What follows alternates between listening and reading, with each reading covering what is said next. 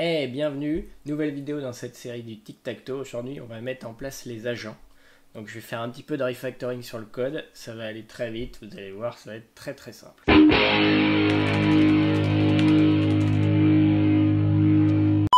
Alors, je suis dans la solution qu'on avait l'autre fois, et ce qu'on va faire, c'est on va déjà modéliser ce que c'est un agent. Donc je vais créer un nouveau fichier, je vais l'appeler agent.cs. Et ici, on va remettre notre namespace. Ouais, on va mettre ce namespace, c'est pas grave. Et on va commencer par créer une interface que je vais appeler iAgent. Et dans iAgent, il va y avoir pour l'instant une seule méthode très simple qui va renvoyer une position, une grille de position. On va appeler ça move. Je vais lui donner l'état complet. Donc on va donner le game state. Ça va pas être nécessaire au début, mais on peut imaginer des agents qui ont besoin de l'état complet pour décider de quel mouvement, quelle action ils vont faire. Pour l'instant, j'ai pas besoin, je sais déjà que j'ai pas besoin de l'état complet, j'ai juste besoin en fait des cells qui sont disponibles. Je peux voir grâce au state complet où sont les croix et les ronds des concurrents. Ok, le premier agent, il va être très simple, ça va être celui d'un humain. Donc on va refactorer le code pour mettre en place l'agent. En fait, ce qu'on va faire, c'est que quand on va créer la game, je vais faire très simple pour l'instant, je vais définir deux agents. On va partir sur deux agents humains, donc on va revenir sur le modèle actuel. Les agents humains, hop, public class, hop, l'humain, l'interface, il implémente l'interface agent et du coup on va implémenter cette méthode. Donc la méthode là elle prend le state et elle renvoie le grid position. Si je cherche l'équivalent dans le code ici, ça va être en fait la fonction qui est ici qui va me renvoyer le grid position. Donc hop, on va refactorer un petit peu. Alors on va revenir, on fait un rendu de la game.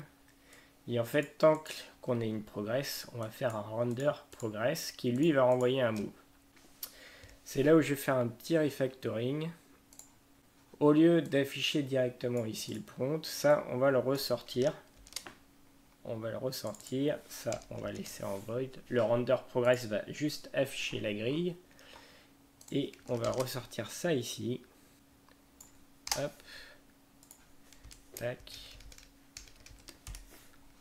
Et je me retrouve avec une méthode qui prend la grille et qui me renvoie un move.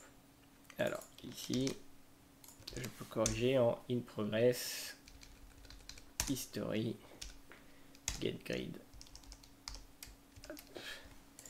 Et j'ai la grille et là le code fonctionne comme avant. On peut tester rapidement. Hop, ma grille s'affiche. J'ai bien mon switch de player et je peux faire plusieurs parties. Super, donc je vais en fait récupérer la méthode qui permet d'afficher le prompt et tout ça, ça va aller dans mon agent humain qui est ici. Hop. Évidemment, il va falloir adapter puisqu'ici le state est complet. Voilà. Là, j'ai refactoré et du coup, ça, j'en ai plus besoin. J'ai maintenant besoin de corriger le code qui est là. Et donc, au lieu d'appeler le prompt value, ce qu'on va faire, c'est qu'on va utiliser notre agent. Et notre agent va jouer un move. On va créer en fait deux variables. Puisque là, il n'y a que deux joueurs, donc c'est assez simple. iAgent, agent X. Donc le joueur X, ça sera un new human. Et on va faire la même chose pour l'agent Y. Voilà. Je aurais pu utiliser un dictionnaire. C'est vous qui voyez. Et ensuite, hop, on peut mettre read only. tu veux pas? Pourquoi tu veux pas? Hop. Et on va ici changer. Donc là, ce que je vais faire un if in progress.currentPlayer. Je vais même pas faire un if, je vais affecter directement un agent. Current agent est égal à in progress. Current player égal player x. Si c'est le player x, notre agent ce sera agent x. Hop, je me suis trompé. Et sinon, ça sera agent y. On va mettre en statique. Hop. Voilà, nos deux champs sont statiques. Je récupère le current agent. Et là, j'ai juste à faire current agent.move. J'aurais pu l'appeler play. Peu importe, c'est pas très grave. Et on va passer le game state.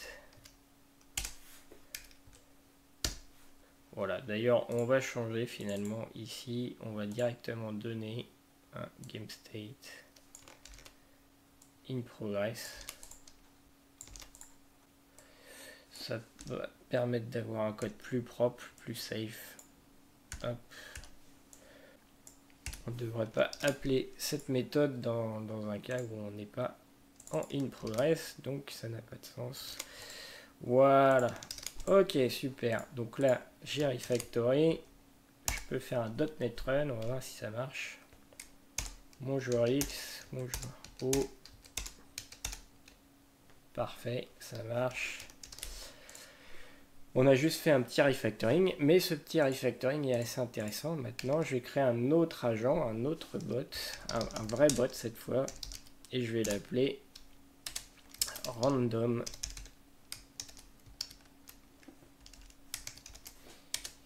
Et il va implémenter iAgent, évidemment.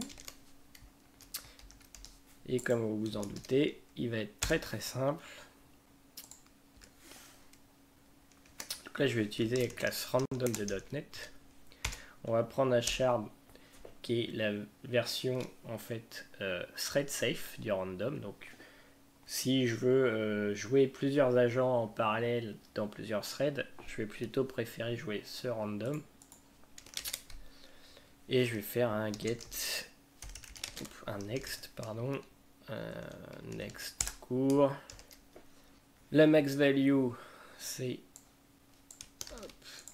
là on va faire un tableau par toArray, n'importe quoi, toArray. Sur ce tableau,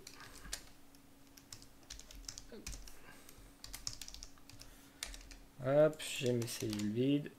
Je vais faire un count.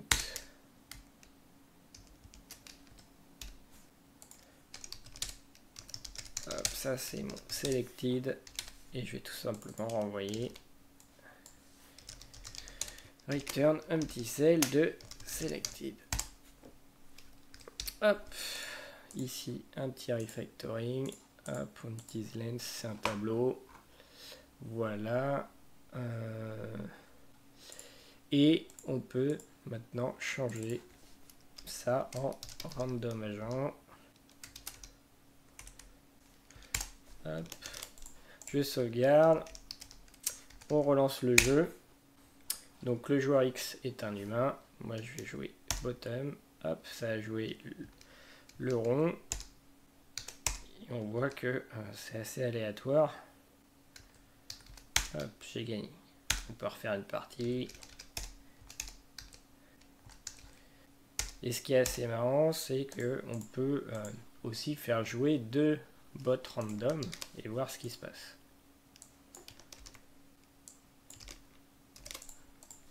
Hop, je relance. Ça va aller très vite. Et je peux relancer plein de parties comme ça. Et on voit qu'effectivement, c'est assez random. Ça va nous servir un peu de base pour tester nos intelligences artificielles qui vont venir. Donc, pour créer nos intelligences, il va juste falloir implémenter un agent, donc une méthode, move, qui va déterminer quelle va être l'action suivante. Moi je vous dis à très bientôt pour la prochaine vidéo. A plus.